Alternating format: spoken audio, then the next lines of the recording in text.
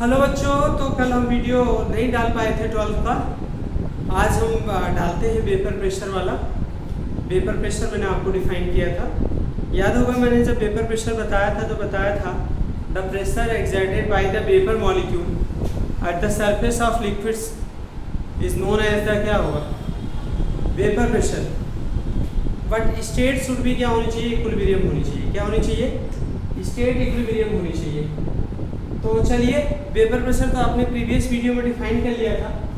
यहाँ पे थोड़ा सा हम समझते हैं। सल्यूट टू टाइप्स के होते हैं। कौन कौन से? Volatile salute.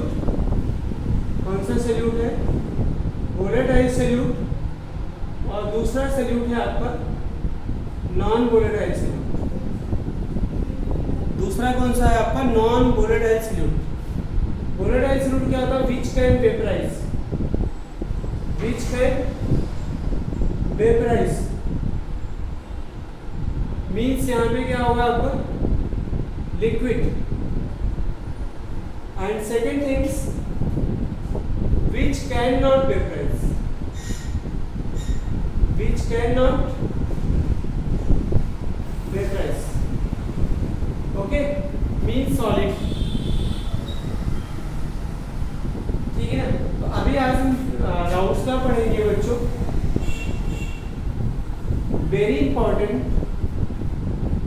For competitive examination as well as board exam. Raoult's law. Raoult's law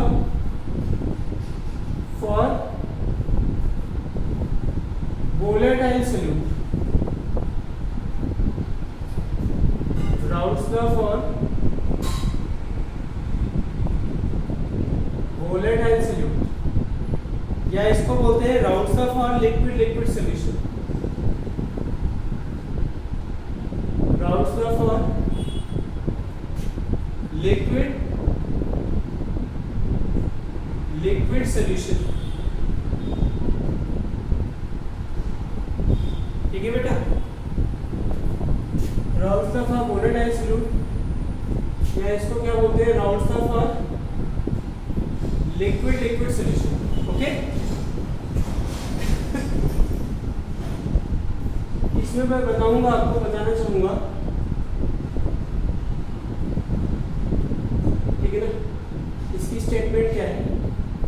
at constant temperature, at constant temperature vapor pressure of any component in solution, vapor pressure of any component in solution, vapor pressure of any component in solution is directly proportional to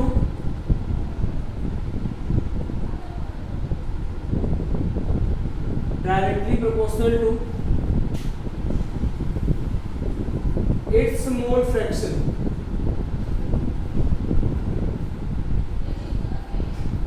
Directly proportional to its mole fraction। Let a binary solution, जरा इस law को बेटा verify करते, prove करते हैं। Let a binary solution having two component ना, having two component A and B,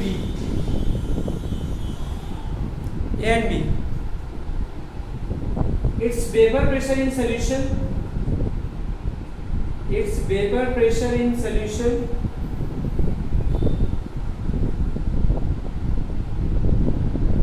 its vapor pressure in solution are PA and TB,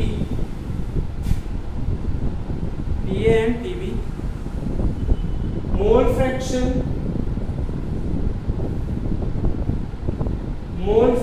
in solution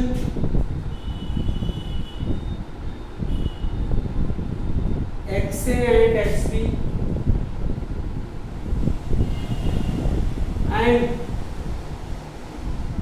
vapor pressure in pure state and vapor pressure in pure state P naught A and P naught B respectively. ठीक है ना, P naught A and P naught B respectively. Got it बच्चों? तो यहाँ पे हम क्या करेंगे बताइए, and vapor pressure P naught A, P naught B respectively. Got it?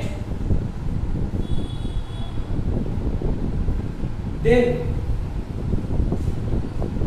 according to Raoult's law,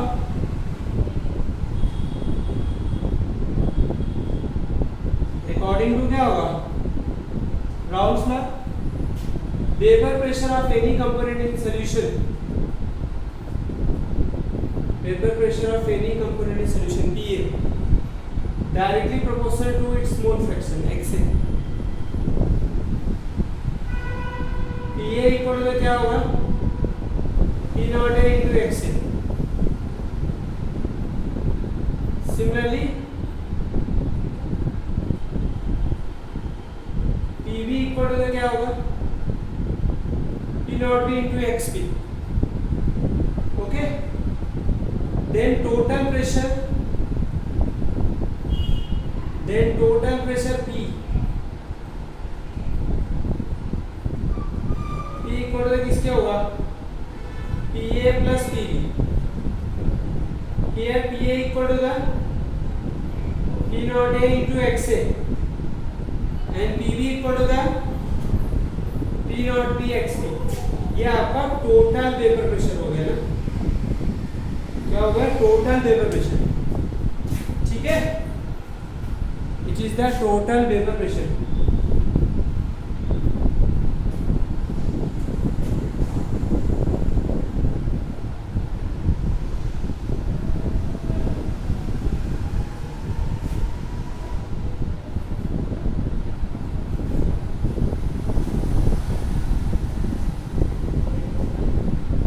ये आपका क्या है? Total vapour pressure. Got it?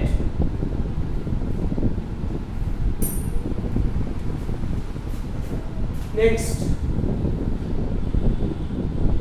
अब एक भी नोड है. देखो बेटा बच्चों, V नोड है XA plus XP is equal to the 1.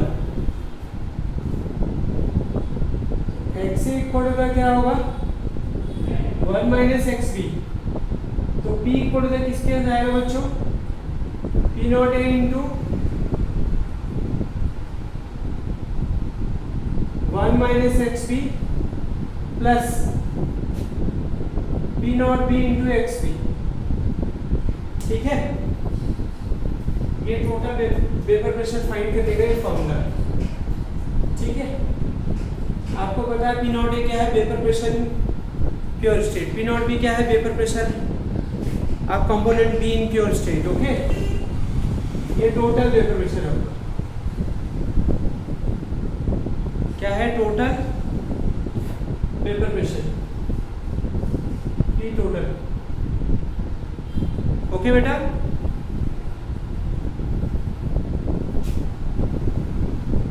Next एक काम करते हैं, जरा ग्राफ प्लॉट कर लेते हैं. If you plot the graph between vapour pressure and mole fraction, तो क्या होगा? You know vapour pressure directly proportional to mole fraction. तो क्या होगा? ऐसे होगा. अगर हम दोनों कंपोनेंट को एक साथ ले लें बच्चों, यहाँ पे ले लें मोल फ्रैक्शन, यहाँ पे भी ले लें वेपर प्रेशर. ओके, ये XA क्या है? 0, XA 1, XP 1, XP 0. लेट, और एक चीज ये भी मान लो, let vapour pressure of A, let vapor pressure of A greater than vapour pressure of B, A का वेपर प्रेशर ज्यादा है, हो सकता है बी का ज्यादा हो ए से, हो सकता है इक्वल हो। अभी मैंने ए को लिया है, ये बताइए एक्स से 0 है यहाँ पे ना, दोनों लाइन पे अभी वेपर प्रेशर लिया है। जैसे जैसे एक्स से बढ़ाएंगे क्या होता जाएगा, क्या होता जाएगा आपका, बढ़ता जाएगा, क्या होता जाएगा, बढ़ता जाएगा। और ये क्या हो जाएगा, पी नॉट। क्यों? क्योंकि एक्स से इक्वल टू 1 है, और ये line P A equal to किसके है, P not A into X A के लिए है ना। तो एक्स से इधर जाके क्या हो गया, 1 हो गया, तो पी ए इक्वल टू किसके हो गया, पी नॉट ए। ये जो है ये है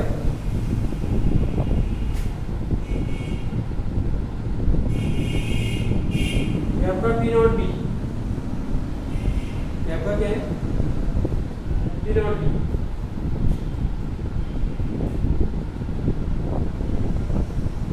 इधर क्या है, total vapour pressure P total. ये लाइन किसके लिए, पी ए प्लस किसके लिए, और ये लाइन किसके लिए, P B equal to P not B into X. ये राउट्स लॉ के लिए ग्राफ हो गया आपका, ठीक है ना।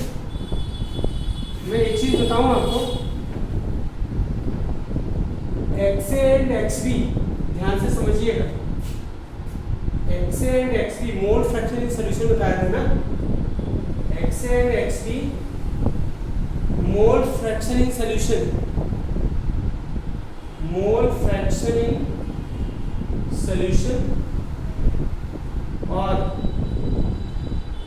Composition of solution.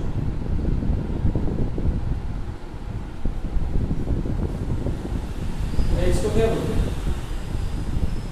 Mole fraction in solution और कंपोजिशन इन सॉल्यूशन। नेक्स्ट है बेटा, आपने देखा था जैसे सॉल्यूशन बनाया आपने यहाँ पे,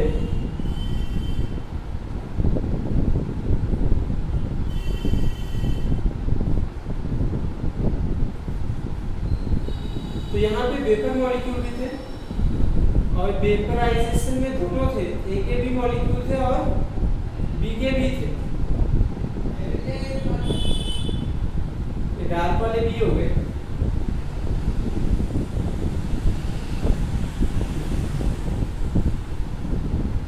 ए के भी मॉलिक्यूल है, बी के मॉलिक्यूल। अगर हम कंपोजिशन वेपर फेज निकालें, वेपर फेज में भी हम क्या कर सकते हैं, मोल फ्रैक्शन फाइंड कर सकते हैं। इसके अकॉर्डिंग, डाल्टन के according, late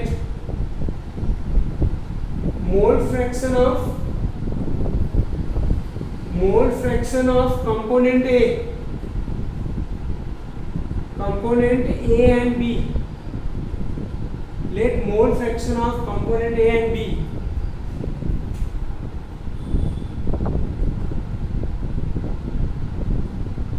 YA and YB respectively,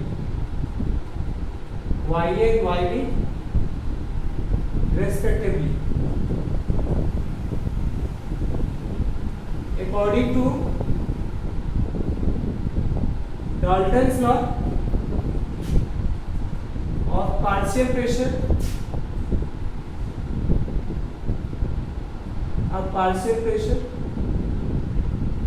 vapor pressure of any component, vapor pressure of component A मतलब PA, डायरेक्ट क्वेश्चन किसके होगा,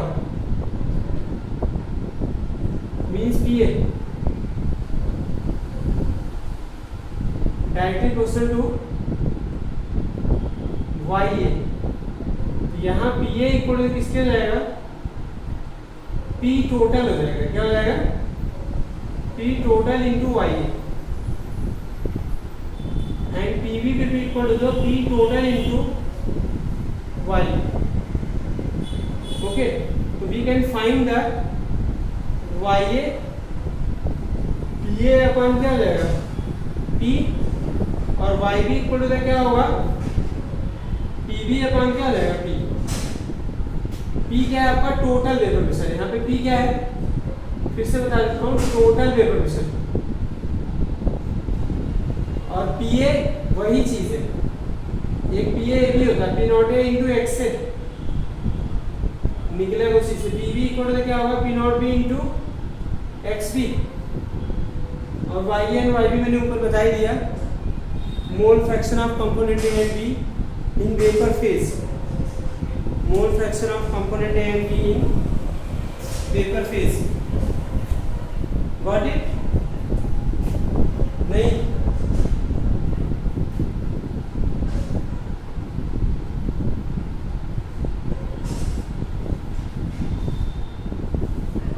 ठीक है बच्चों, तो ये था आपका Raoult's law for polarised solute. अब एक क्वेश्चन है यहाँ पे, सबसे पहले शुरुआत करते हैं क्वेश्चन लेना इसका। इस Raoult's law is the special case of Henry law. First question ये, this question already raises in board exam. Is Raoult's law is Raoult's law special case of Henry law? Special case of Henry law?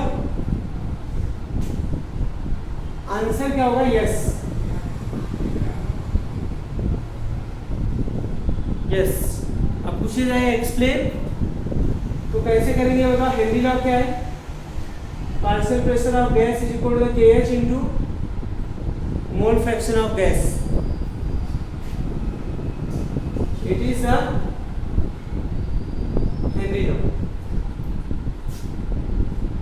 PA equal to किसके होगा? P not A into X. ये किसके according हो गया? According to Raoult's law. आप ये देखिए, this is the partial pressure of gas, this is the partial pressure of component A, this is the constant, P naught is also the constant, this is the mole fraction of gas, this is the component of gas, so that's why the Raoult's law is the special case of Henry law। दूसरा question है यहाँ पे, ध्यान रखिएगा Raoult's law के ऊपर। दूसरा question, two liquid A and B, two liquid A and B,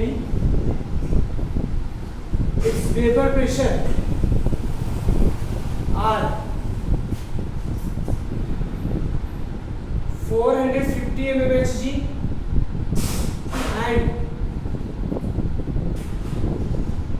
700 mmHg respectively।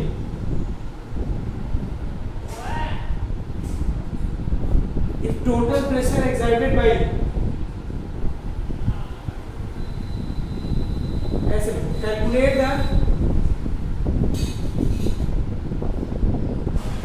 the composition of solution, calculate the composition of solution।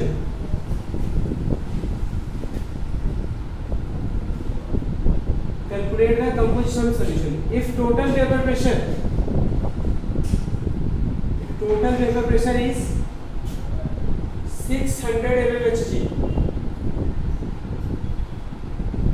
and also calculate composition in vapor phase, composition in vapour phase. तो इसका solution क्या है, क्या क्या दिया है? Two liquid A and B, its vapour pressure 400 and 700 mmHg, its vapour pressure in pure state, ये लिखना जरूरी है। In pure state are 450 mmHg, 700 mmHg। Calculate the composition of solution if total vapor pressure is 600 mmHg and calculate composition in vapour phase, मतलब आपको x से x भी निकालना है, वाई है वाई भी निकालना है। तो दिया क्या है, गिवन क्या है पहले लिख लो। आपको पी दिया है, कितना है 600 mmHg, ठीक है। पी नॉट ए दिया आपको कितना है 450 mmHg, और क्या दिया आपको पी नॉट बी दिया है प्योर स्टेट में ना 700 mmHg। अब एक चीज बताइए, पी टोटल इक्वल टू किसके है, P total is equal to P not A into 1 minus X B plus P not B into X B. तो पी टोटल आपको दिया है, रखिए value, put the value, find the answer, ठीक है। तो पी नॉट ए क्या है, पी नॉट ए क्या है आपका 450 X B plus 700 X B. Simplify करो बेटा इसको, 150 इज इक्वल टू क्या हो जाएगा 250 X B. Now X B equal to student 150 upon क्या हो जाएगा 250।